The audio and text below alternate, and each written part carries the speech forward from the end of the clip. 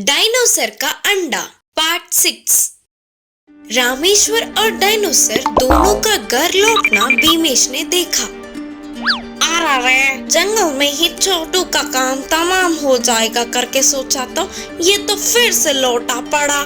मैं कुछ भी सोचूं या करूं वो हो ही नहीं रहा है करके अपने आप को कोसता हुआ सब कुछ ध्यान से देख रहा था। जंगल में बड़े भाग से लड़कर डायनोसर को छोटे मोटे घाव हुए। उन्हें भीमेश ध्यान से देख रहा था। मैंने जो सोचा था भले ही वह नहीं हुआ हो, लेकिन वह कुछ तो हुआ है। पूछने पर तो ये नहीं बोलेगा करके सोचा। ऐसे रामेश्वर और डायनोसर दोनों का घर के अंदर जाने तक ही, फिर बाद में धीमे से खिड़की के पास जाकर देख रहा था। तब रामेश्वर दवा लेकर डायनोसर के घावों पर लगाते हुए, छोटू मैंने तुझसे कहा था कि तू जंगल में न आए, लेकिन तूने मेरी बात नहीं मानी। देख अब क्या हुआ उधर। भले ही तू उधर का ही है, लेकिन उधर के लोगों को तू अभी नहीं जानता। अगर मेरा आना थोड़ी सी भी देर हो जाता तो वह बड़ा भाग तुम्हें मार देता। ऐसे उसकी बातें सुनते सुनते डायनोसर सो गया। पहले तो तूने मेरी बातों को नहीं सुना और अब मेरी बातों को बिना सुने ही सो गया। देखेंगे। फिर से रामेश्वर भी सो गया। यह सब कुछ शुक्र सुनने वाला भीमेश, बड़े बाघ के हाथों से बच के निकलने वाला डायनोसर किसी न किसी दिन जंगल में इसका काम तो खत्म होना ही है सोचते हुए चिढ़ाकर हंसने लगा।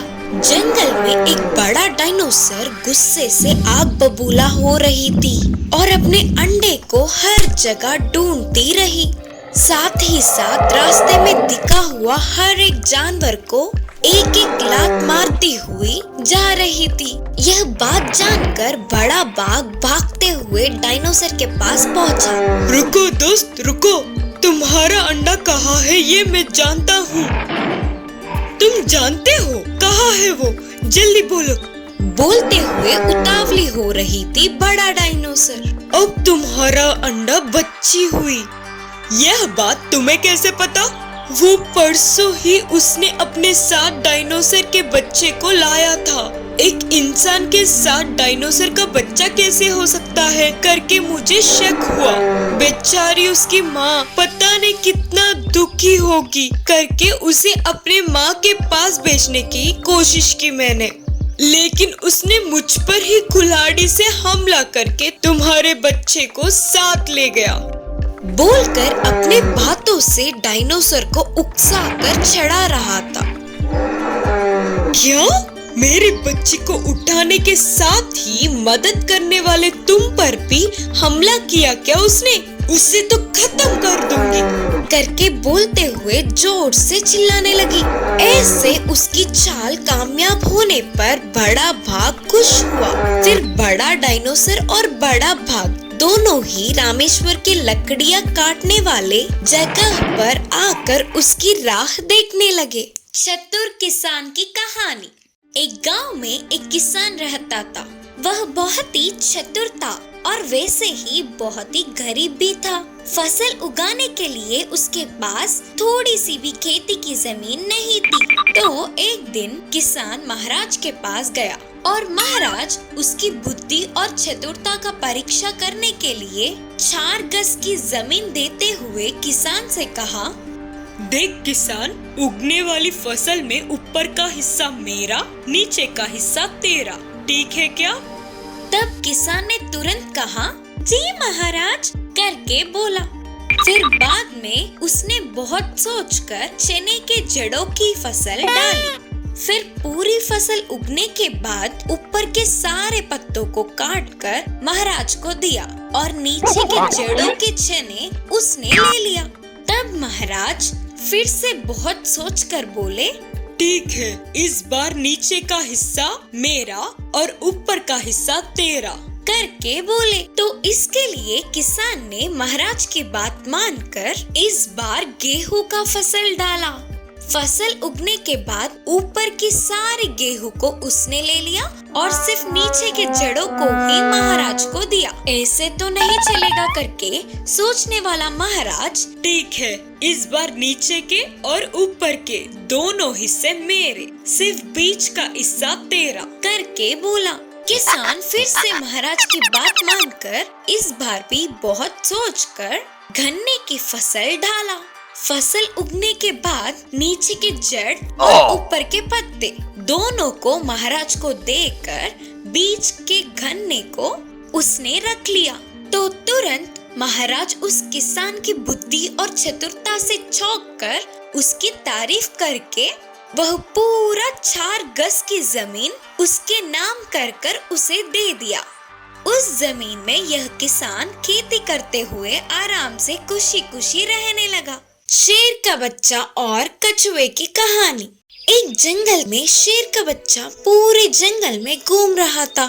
उस शेर के बच्चे को एक कछुआ दिखा, लेकिन यह शेर के बच्चे ने कभी भी कछुए को नहीं देखा। उसका वही पहली बार था। तो तुरंत उसने कछुए के पास जाकर कहा, तुम कौन हो? करके पूछी।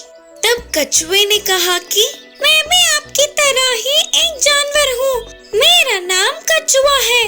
यह बातें सुनते ही शेर के बच्चे को बहुत गुस्सा आया और तुरंत बोला कि मैं इस जंगल का होने वाला राजा हूँ, मैं और तुम एक कैसे हुए? बोलते हुए कछुए को मारने लगा।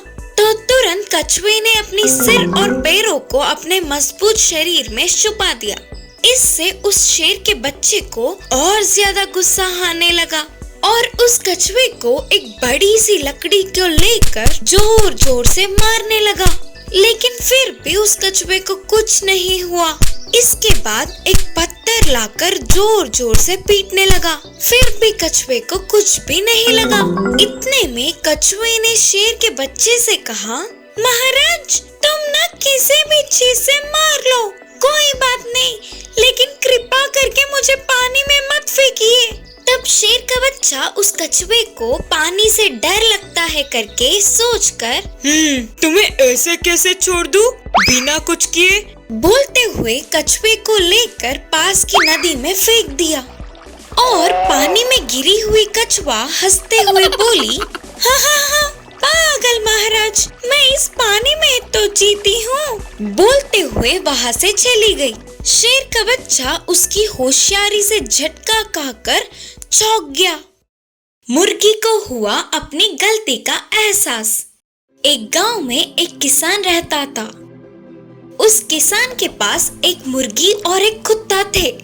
कुत्ता घर का पहरेदारी करने के साथ साथ मुर्गी पर भी एक नजर रख कर रहती थी। वह मुर्गी बहुत ही चमकती हुई सुंदर लगती थी। और उसी गांव में एक चोर बिल्ली भी रहती थी। वह बहुत ही चालू थी। एक दिन उसकी नजर मुर्गी पर पड़ी।